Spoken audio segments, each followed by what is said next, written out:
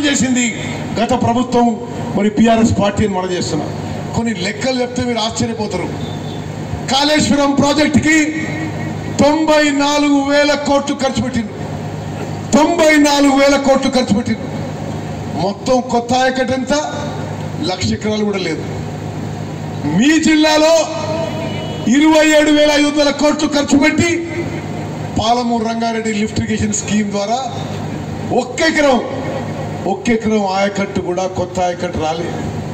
ఖమ్మం జిల్లాలో సీతారాం సాగర్ ప్రాజెక్టు ద్వారా 7,500 కోట్లు ఖర్చు పెట్టి ఒక్క ఎకరం ఆయకట్టు కూడా కొత్తగా రాలేదు.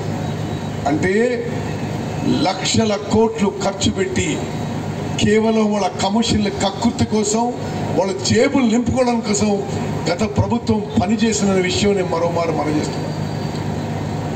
అక్కలు, చెల్లెళ్ళు, అన్నలు, తమ్ముళ్ళు, ఇది మన ప్రభుత్వం, ఇది ప్రజల ప్రభుత్వం, ఇది ప్రజాపాలన.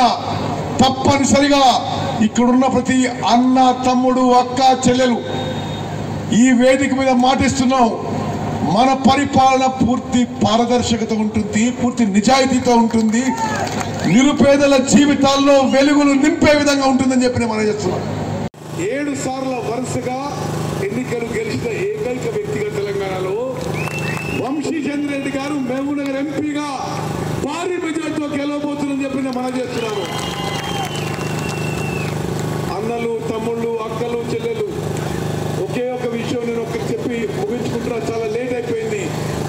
మీ అందరి త్యాగం, మీ చెమట, మీ రక్తం, మీ శ్రమ వలనే ఈరోజు కాంగ్రెస్ పార్టీ అధికారంలోకి వచ్చింది. ఈ వేదిక మీద ఉన్న మేమందరం ఈ ప్రభుత్వంలో అందరం కూడా మీ కష్టం వలనే ప్రభుత్వంలో ఉన్న మాట ఏనాడు మర్చిపోము. మీకు ఏ ఇబ్బంది వచ్చినా, ఏ అవసరం ఉన్నా, ఏ సమస్య ఉన్నా మేము మీ ఎంబడి ఉంటామని చెప్పి మరోమారు మాట ఇస్తూ ముగిస్తున్నారు. జై హింద్.